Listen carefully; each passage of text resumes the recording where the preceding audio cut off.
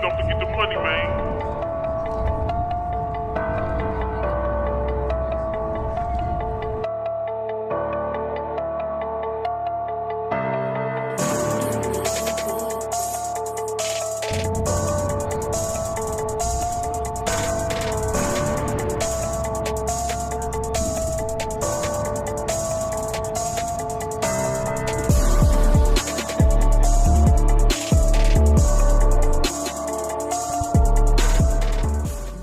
What's good? Matt Clark here at the new Matt Clark. How are each and every one of you doing on this amazing Wednesday? I'm doing great. My girl's doing great. My family's doing great. I hope each and every one of you are doing great. Even though right now there's not a whole lot to be happy about. If you could please hit that like button, that subscribe button, and that bell notification button so you get all my videos when they're new. If you could share with somebody on social media, help spread the message, help spread the word. That would be amazing. And there's a PayPal option if you'd like to donate, help support the channel. The link is in the description of all of my videos. So, I get asked questions all the time. What do I do in this scenario? What do I do if somebody wants to fight me? You know, if I want to just go in and do my time. So, listen. The reality is, prison has violence. Whether in jail or the penitentiary, there will be violence. Unless you stand out as being weird or being different, chances are you can do your own time. It's just how you carry yourself. But jail violence is a whole lot different than penitentiary violence. In the penitentiary, no one is coming to save you. If you get jumped and you're getting stomped out in the yard, no one is coming to save you. If you're getting stabbed in the gym, no one is coming to save you. You can watch videos online. They just don't come. They come after the situation is done, when they feel like there is no threat to the officers.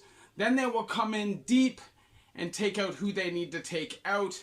Chances are we'll probably wait till the end of yard, and whoever's getting taken to seg will get taken at that time, unless they don't know. But chances are, if something is popping off in the gym, they're going to know. And if they don't know, you know, there's 400 or 500 guys down there. Not every night, there's not that many, but you figure that's the population of the joint. So 200-300 guys every night even go to yard. That's a lot of eyes, and sometimes it just pops off and you don't know what's coming. So I'm going to break down a couple scenarios and what you should do in those scenarios, what you can expect in those scenarios, and what is the smartest course of action. So, anybody who's done a substantial amount of time has been through a prison riot, or a smash-up, or a standoff. They're all very similar. They're just different levels of the escalation. Now, I personally was in a real riot where we were read the Riot Act in 2012 on 4C in Joyceville, and it was nuts. It wasn't fun. It was scary, and anybody who says that it's fun hasn't been in a prison riot. Like, I see real gangsters on the block. Yo, my bad boy, me kill people. They're literally blasting OC spray, pepper spray in the block all day long because there was water on the ground, so they couldn't use tear gas canisters. And it was hard to even breathe. And then when they breached and they reached the Riot Act, at that point, they can legally take your life if you don't just give up. So, in our situation, it was literally over a guard making noise and making threats. It was basically baseless. People just wanted to start trouble. And when that happens in prison, sometimes that happens. And sometimes stuff pops off and you can't avoid it. Say you're in the gym. So what do you do if you are down at rec and it pops off in a smash off? Do you get involved? Do you go hardcore? Do you start breaking stuff? Do you just put yourself on front page and ride out like a gangsta? Well, that depends. You will get the consequences that come with that. Now, there's like an unwritten rule, or maybe it's a written rule, I don't know, but I know, and what I understand is, if there's a prison riot and you are caught in the middle of it, as long as you do not stand out as an instigator, somebody who started it, somebody who wanted this to happen, there's not a whole lot that they can do, because it is dangerous for you and your safety to refuse, you could become a target of violence. So never refuse. Don't hide. Just play a minimal role. You know, people might want to see if you're half-stepping. People might want to see you be involved, right? People might want to see you pick up a chair and throw it. People might want to see you smash a window. That might happen. You have to weigh out the pros and cons in the situation, and if you're going to make it out alive, at the end of the day, that is what matters. And the last thing you want is to become a target of a riot or a smash-up crew because they feel like you're an infama or you're not solid because you're not riding. Play your position. Do what you have to do to survive. At the end of the day, it is what it is. They can't really hold it against you. And, you know, if I got to do some more time to save my life, well, that is what it is. Now, if it doesn't involve you, if the yard is full and this is just like a group of drunk guys smashing up, you know, brawling, whatever, smashing the windows, because stuff like that does happen, then you're probably best to just go out into the yard, do laps, avoid the situation at all costs. Prison riots are not fun. Prison standoffs may seem like they're fun, they're tiring, they're boring, and they're pointless. As a convict, you never really get anything. You know, these standoffs are just like convicts flexing to the institutional staff, and then they'll lock down, do a Section 53 flexing back. And a Section 53 is a exceptional weapons and drug search. You will be locked down for weeks.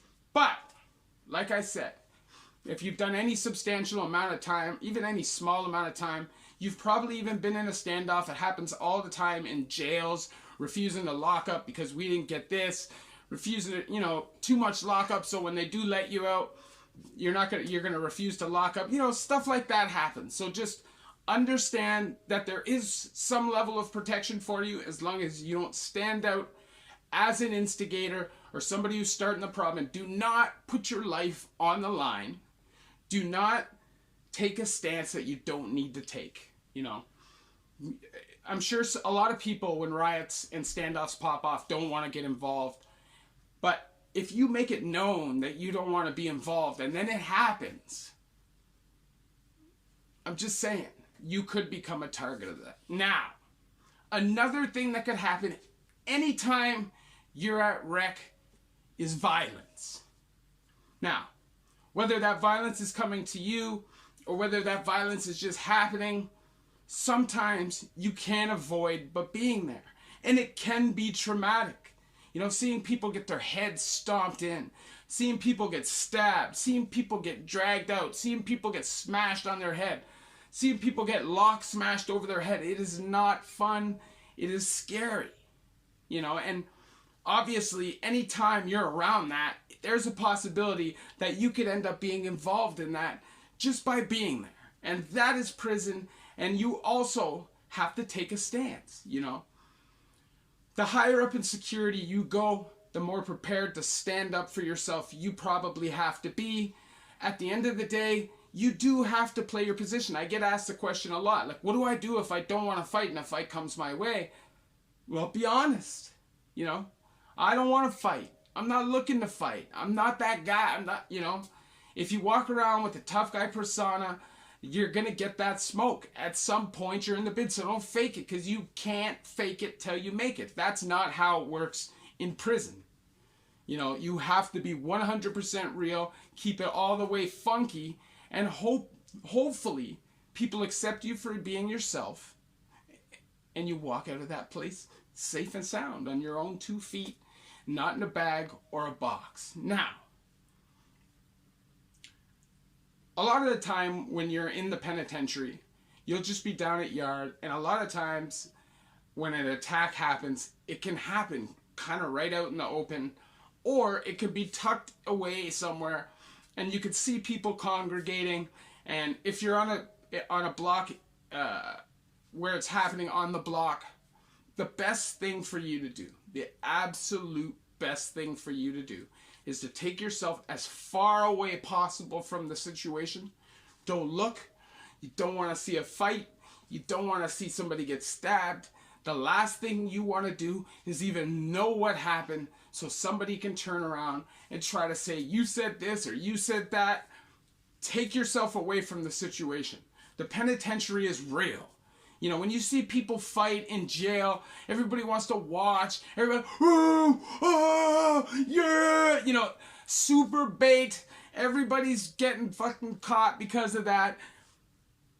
It's the worst idea, and you see it happen almost every situation, even in the penitentiary, until somebody calls them out for their BS. But the last thing you want to do is see anything.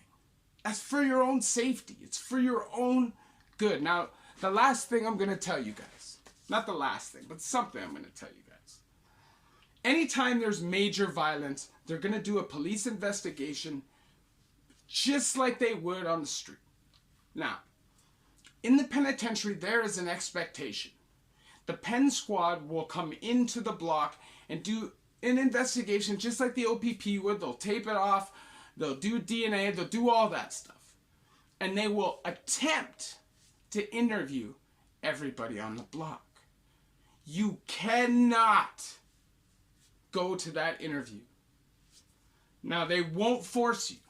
This is the federal system. They will not force you. But they will come ask you. And the last thing you want to do is take that walk. Whether you're going to be solid and not say anything or not, you refuse that walk.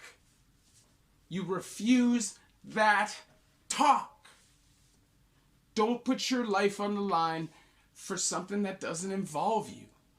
You know, it is absolutely crazy, some of the stuff you see people get themselves involved in. You know, you'll see a guy that's doing good. He's bringing in weed. He's sharing it with the whole population. He's not greedy. He's generous. But for some reason, somebody wants to sink that ship. There is always those guys. Those guys always exist.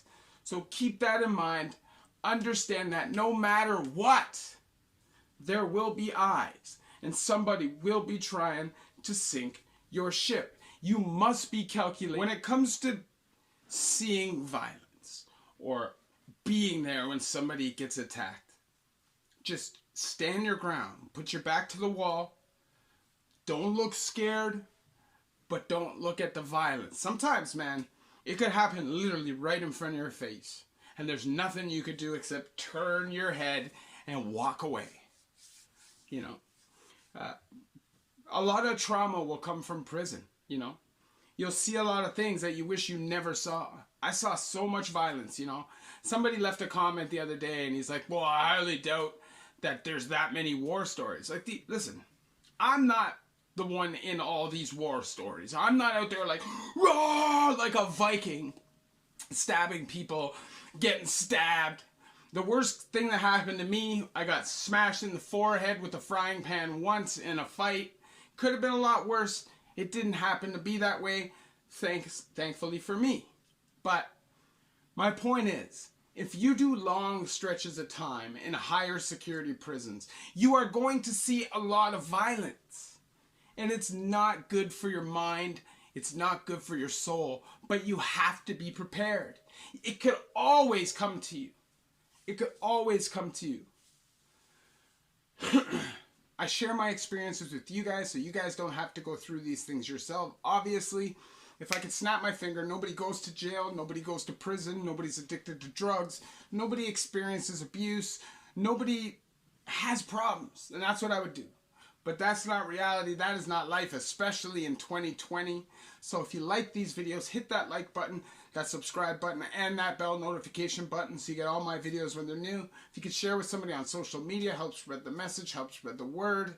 That would be amazing. And there's a PayPal option if you'd like to donate, help support the channel. So I've talked about two scenarios in this video. A prison riot and seeing somebody get attacked, get stabbed, or getting involved in a crazy prison brawl.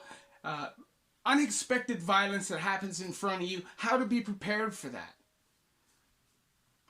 There's really no way to be prepared except to understand at all times that if it pops off, it could end up involving you. You might not even want that. You might not even have beef with people. Sometimes that's just the way it goes. You are in the penitentiary. You are with murderers. You are with stabbers and shooters and robbers.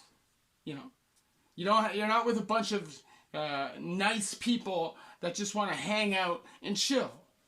You're with a bunch of men that in their lives break the law to survive and make money. Chances are a lot of these dudes are savage, especially in the higher security. So you have to kind of carry yourself at that level, whether you're that savage or not. And that doesn't mean that you're going to be running around stabbing people and fighting people. It's just like the way you think, the way you move, the way you carry yourself, you know. That's what it's all about. And don't put yourself in danger, man. Don't do it. Love each and every one of you. It's the new Matt Clark.